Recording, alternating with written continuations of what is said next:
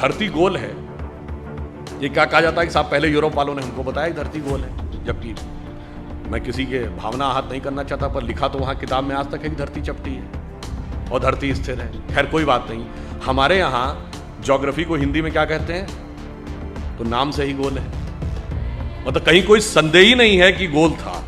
दूसरा, आपने वाराह अवतार देखा होगा, तो वाराह के दांत में फंसी हुई धरती गोल है कि चौकोर है, तो सदैव से गोल है। उसके बावजूद हमें समझाया जाता है कि गोल धरती है, ये उन्होंने हमको बताया। कलकत्ता के पुलिस कमिश्नर को मार दिया गया था और वाइसराय हार्डिंग के ऊपर बम फेंक दिया गया था। कभी आप कल्पना करें जरा उस सरकार की कि वाइसराय पे बम, असेंबली में बम, पुलिस कमिश्नर की हत्या, खजाना लूट गया, शस्त्रागार लूट गया, सरकार तो हिल गई होगी। उनका बेचारों का कोई योगदान ही नहीं था, सारा योगदान एकमेव था। तो मेरे विचार से सारा योगदान उनका था, जिन लोगों के जो काला पानी सह रहे थे उनका योगदान नहीं था, जिन्हें कोल्हू में बैल की तरह जोत दिया गया उनका योगदान नहीं था, जो जेल में रह रहे थे पर जलवे से रह रहे थे, जो किताब भी लिख रहे थे, सेक्रेटरी भी उनके साथ था और एक नहीं 3-3 4-4 किताबें लिखी, जिनके वाइसराय के साथ अत्यंत मधुर पारिवारिक संबंध थे, वो संघर्ष कर रहे थे। ऐसा अद्भुत इतिहास जो हमारे यहां बताया गया है। तो एक बार मुझे याद है कि एक टीवी डिबेट हो रही थी, तो उसमें यह हुआ कि अमेरिका ने मदद पाकिस्तान को रोक दी। तो वो पाकिस्तान की तरफ से एक पत्रकार महोदया बैठी थी, उन्होंने कहा जी आपको मदद की ज़रूरत होगी, हमें मदद की ज़रूरत नहीं है। तो हमने कहा जी हम अमेरिका से क्या लेते हैं ये इंपॉर्टेंट नहीं है, हम अमेरिका को क्या देते हैं।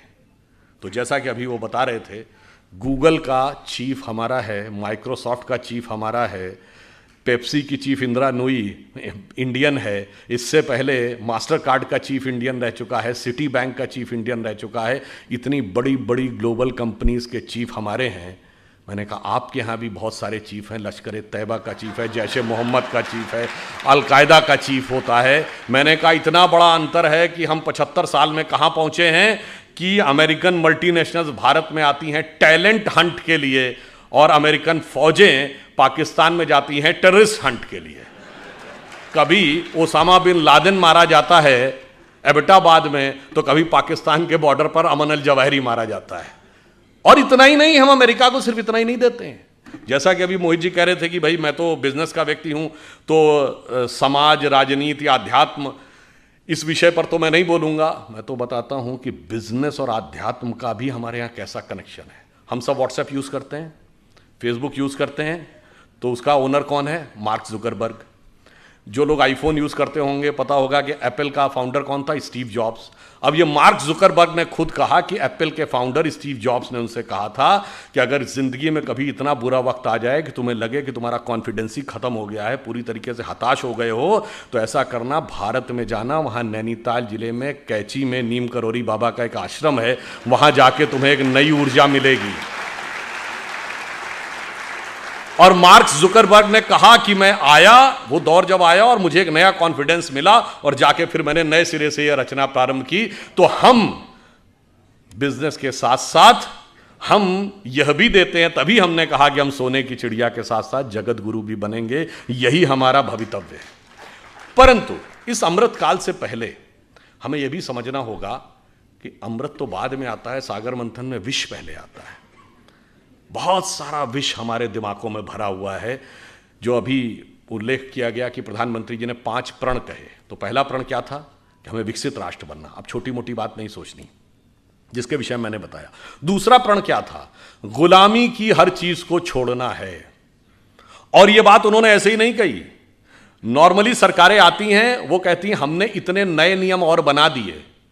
हमारी सरकार ने पिछले 8 साल में 1500 से लेकर 1800 पुराने नियम समाप्त कर दिए, जिनकी कोई जरूरत नहीं थी। और कैसे कैसे नियम? एक बार अमित शाह जी ने मुझे बताया कि जब वो गुजरात के गृह मंत्री थे, तो 1965 के युद्ध के समय क्या होता था कि पाकिस्तान अपनी तरफ से गुब्बारों के द्वारा कुछ पैम्फलेट्स भारतीय क्षेत्र में छोड़ देता था।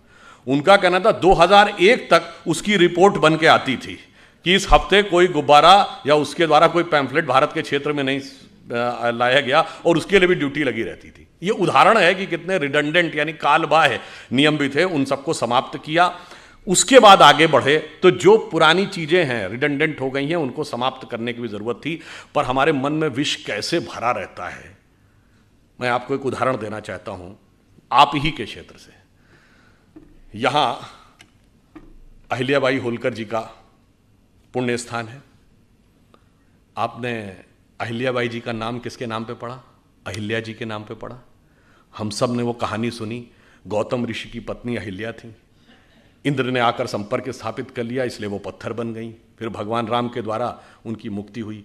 कितना गलत है, महिलाओं के साथ कितना अत्याचार होता था, यही दिमाग में भरा हुआ है ना। पर आप में से किसी ने कभी ध्यान दिया कि अहिल्या शब्द और गौतम शब्द और राम शब्द का अर्थ क्या है? अहिल्या का अर्थ होता है जिसे हिलाया ना जा सके। देखिए, ये सब हमारे अंदर की चेतना के द्वंद्व का प्रकटीकरण है। क्योंकि जब भगवान जन्म लेते हैं तो केवल एक सामान्य, उसे लीला क्यों कहते हैं, वो एक एक जून के जीवन की घटना हमारे अंदर की चेतना का एक प्रकटीकरण है। मन की वह अवस्था जिसे विचलित नहीं किया जा सके, जिसे जरा भी हिलाया ना जा सके, वह है अहिल्या।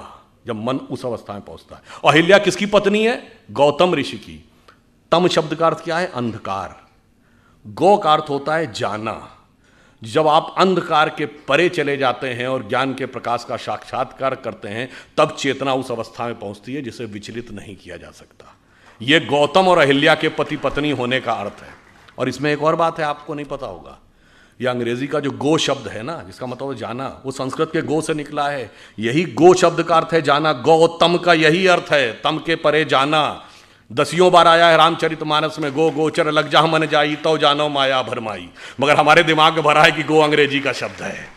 हमारे यहां गोचर, ग्रहों की गति को गोचर कहते हैं ना। आज का गोचर, ज्योतिषी से पूछे, कहता आज का गोचर, ये सब गो शब्द जाने से बना है। अब इंद्र कौन है? इंद्र शब्द का अर्थ जानते क्या है? बहुत बार हम लोगों ने सुना, खूब हमारे यहां कहानियों में है कि जैसे ही कोई एक ऋषि तपस्या करने लगा तो इंद्र ने जो है अपना अप्सराएं भेजकर उसकी तपस्या भंग करने का प्रयास किया, क्योंकि इंद्र का आसन डोलने लगा। इसका क्या अर्थ है? इंद्र शब्द का अर्थ जानते क्या है? आपने ईंधन वर्ड सुना है? फ्यूल के लिए यूज होता है, सोर्स ऑफ एनर्जी। ये ईंधन शब्द इंद्रन शब्द का अपभ्रंश है। इंद्रिय शब्द इंद्र से निकला है। हमारी सारी सांसारिक इंद्रियों की जो सोर्स एनर्जी है, दैट इज इंद्र। और जब कोई तपस्या करता है तो इसका अर्थ क्या हुआ? वो इंद्रियों को कंट्रोल करने की कोशिश करता है, तो इंद्र का आसन डोलता है, यानी इंद्रियों की सत्ता कमजोर पड़ती है। तो बाय लॉ ऑफ इनर्शिया इंद्रियां सबसे ज्यादा तेजी से उसके ऊपर इनर्शिया बैक फोर्स मारती हैं। और वो सबसे ज्यादा किस पे मारेंगी? मानसिक रूप से मानेंगे, कि मन सबसे प्रबल इंद्रिय है। इसीलिए कभी आपने ध्यान ही नहीं दिया होगा कि अप्सराओं के नाम क्या? मेनका, जहां पर मन एकाग्र हो, उर्वशी, हृदय को वश में करने वाली। ये सब प्रवृत्तियां हैं जो जाकर हमारे मन पर अटैक करती हैं। तो जैसे ही इंद्रियों की शक्ति, जब आप अंधकार के परे चले गए और उसे विचलित नहीं किया जा सकता था, यदि इंद्रियों की शक्ति के प्रभाव में आ गए तो क्या हुआ? पत्थर का क्या हुआ? चेतना शक्ति का लोप हो गया। आप पदार्थ यानी सांसारिक शक्ति के रूप में रह गए।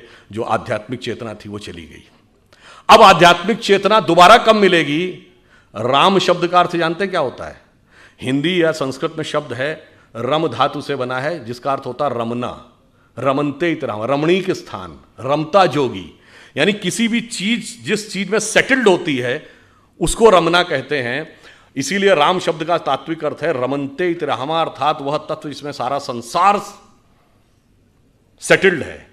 फिर यानी वही divine element which beholds the entire universe, फिर जब उसके साथ दोबारा संपर्क होगा, that conscious energy will revive और वर्ल्डली एनर्जी विल डिसअपियर। मगर हमारे दिमाग को क्यों, अब ये क्यों, किन्हों ने पढ़ाया गया जानते क्यों? 1854 में कार्ल मार्क्स ने एक आर्टिकल लिखा था शिकागो हेराल्ड ट्रिब्यून में कि हिंदू जाति चाहे जितनी भी समृद्ध हो, पर वो नंदी, बैल, बंदर, हनुमान और हाथी गणेश को पूजने वाले इसी लायक थे कि उनके ऊपर हुकूमत की जाए, क्योंकि वो मूर्ख थे। मान्यवर, हम मूर्ख नहीं थे, इतना समझने लायक बुद्धि आपके पास नहीं थी, क्योंकि आपने ना कभी भारत में आए, ना आपने भारतीय संस्कृति पढ़ी, ना आपने संस्कृत पढ़ा, और आपने कुछ नहीं पढ़ा, और उसके बावजूद बैठे बैठे व्याख्या दे दी। और मैं पुनः यह बात चुनौती से कहता हूं, किसी मार्क्सवादी ने वैदिक संस्कृत पढ़ी ही नहीं। जैसे कोई आईआईटी या इंजीनियरिंग कॉलेज में जाकर बीटेक करे नहीं और इंजीनियरिंग पे भाषण देने लगे, उसी प्रकार कोई मार्क्सवादी बताए उसने किस वैदिक गुरुकुल में जाकर वैदिक संस्कृत पढ़ी है और फिर वेदों पे कमेंट्री की है, अंग्रेजी में पढ़ के वेदों पे कमेंट्री की है। ऐसे महान महान लोग हैं। और वो मैं उदाहरण बताना चाहता हूं, जब राम जन्मभूमि का मुकदमा चल रहा था, ये सुप्रीम कोर्ट की नहीं, जब Lucknow bench of Allahabad high court में चल रहा था, तो दोनों पक्षों से कहा गया कि आप अपने अपने इतिहासकार ला सकते हैं। तो हमारी तरफ से जो इतिहासकार थे उसमें देवेंद्र स्वरूप जी थे, एसपी गुप्ता थे, ग्रोवर साहब थे, डॉक्टर हर्ष नारायण थे। उधर से ऑब्वियस कौन थे, सूरज भान थे, आर एस शर्मा थे, रोमिला थापर थी, यही सब लोग जिनको डीएन झा वगैरह, ये लोग स्वयं नहीं अपीयर होते थे, अपने प्रतिनिधियों के थ्रू होते थे। अब भाई देखिए, कोर्ट में तो राजनीति नहीं चलेगी। कोर्ट ने पूछा कि आप राम मंदिर के मुद्दे के ऊपर आए हैं, तो आप पहले ये बताइए कि आपका हिस्ट्री में विषय क्या है, एंशिएंट इंडिया विषय है क्या? तो उसमें से ज़्यादातर लोगों लिख के दीजिए एंशिएंट इंडिया हमारा विषय नहीं है। अब वहाँ खुदाई का विषय था, तो आपको पता होगा हिस्ट्री में 2 ब्रांच होती ना, आर्कियोलॉजी एंड कल्चर। तो आर्कियोलॉजी खुदाई से डील करती है। उनसे पूछा गया आर्कियोलॉजी के एक्सपर्ट हैं? नहीं जी, हम उसके एक्सपर्ट भी नहीं, हमें आर्कियोलॉजी नहीं आती, यानी खुदाई वाला विषय हमें नहीं पता। चलिए, तो कल्चर का पता होगा। अब कल्चर तो किसी लैंग्वेज में लिखा रहता है, सारे डॉक्यूमेंट्स 2 ही भाषाओं में थे, संस्कृत और फारसी। और मजे की बात है, सबने ये लिख के दिया है कि फारसी नहीं, उन्हें संस्कृत भी नहीं आती है। यानी ना खुदाई जानते थे, ना लिखाई जानते थे, और दावा ये सारी खुदाई जानते थे। वो आके हमको समझाते थे, जबकि हमारी तरफ से लोग ऐसे थे जो संस्कृत भी जानते थे, फारसी भी जानते थे। डॉक्टर हर्ष नारायण श्रीवास्तव को मैं व्यक्तिगत रूप से जानता हूँ, वो जितने बड़े संस्कृत के विद्वान थे उतने बड़े फारसी के विद्वान थे। इसलिए जब बाबरी मस्जिद वाले कोई डॉक्यूमेंट देते थे फारसी का और उसका ट्रांसलेशन करके देते थे, तो डॉक्टर हर्ष नारायण को दिया जाता था टू वेट दैट ट्रांसलेशन, कि भाई जो ये ट्रांसलेशन है ये यही है या इसमें कोई एक आध नुक्ते का हेर फेर है। इससे आप समझिए कि किस प्रकार की चीजें हमारे दिमागों में भरी गई और हमारा दिमाग किस तरीके से उन सारी चीजों से इफेक्ट हो गया, और किन लोगों ने भरी जिनको उसका कुछ भी एबीसीडी नहीं आती थी। वैसे ऑन द लाइटर नोट में कहूं, जब ये देवी अहिल्या जी वाला उल्लेख आता है, तो तुलसीदास जी का जो पूरा साहित्य है ना, वो पूरा एक गंभीर राम भक्त साहित्य माना जाता है। पर एक ही आज जगह तुलसीदास जी ने हास्य रस का भी उल्लेख किया है। कवितावली में वो लिखते हैं कि जब भगवान राम चित्रकूट पहुंचते हैं, तो वहाँ के जब साधु सन्यासियों को पता चलता है कि भगवान राम आए हैं, तो वो बेचारे वर्षों बरस से व्रत कर रहे थे, तपस्या कर रहे थे, तो उनको लगा कि इनके पैर के स्पर्श होने से कोई पत्थर की शिला स्त्री बन जाती है। तो सब एक एक शिला लेके आ गए कि शायद ये एक सुंदर स्त्री बन जाए तो मेरा भी जीवन जो कष्ट का है, कोई मुझे भी अच्छे ढंग से हमारा सहयोग करने के लिए मिल जाए।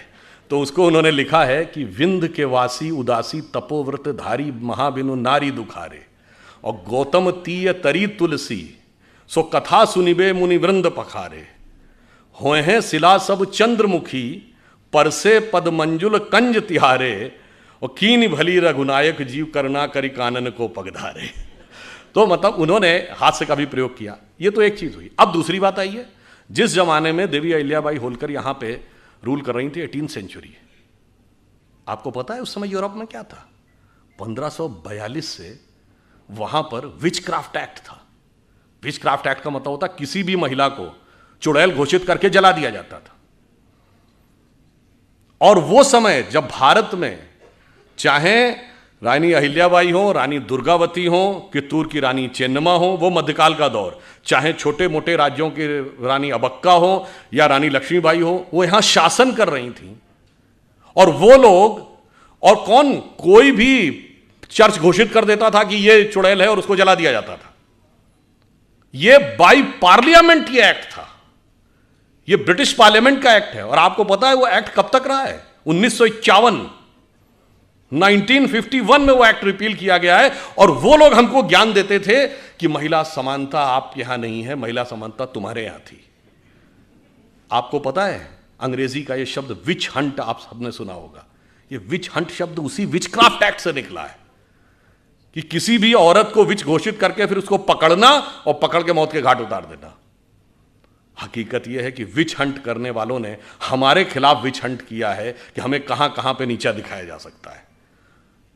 और इसलिए मैं ये कहना चाहता हूं, हमारे यहां स्थिति ये थी, ये तो हुई रूल करने की बात। वैदिक काल में 20-22 ऐसी विदुषी महिलाएं हैं, गार्गी, अपाला, लोपमुद्रा, मैत्रेयी, जिन्होंने बाकायदा वेदों पर व्याख्यान किया है, शास्त्रार्थ किया है, याज्ञवल्क्य का गार्गी के साथ शास्त्रार्थ, संध्या का ऋषि मेधातिथि के साथ शास्त्रार्थ। हम चुनौती के साथ कहते हैं दुनिया में कोई दूसरी धर्म संस्कृति बताइए जो धर्म ग्रंथ के ऊपर पहले तो डिस्कशन का पावर देती हो और डिस्कशन का पावर महिला को देती हो।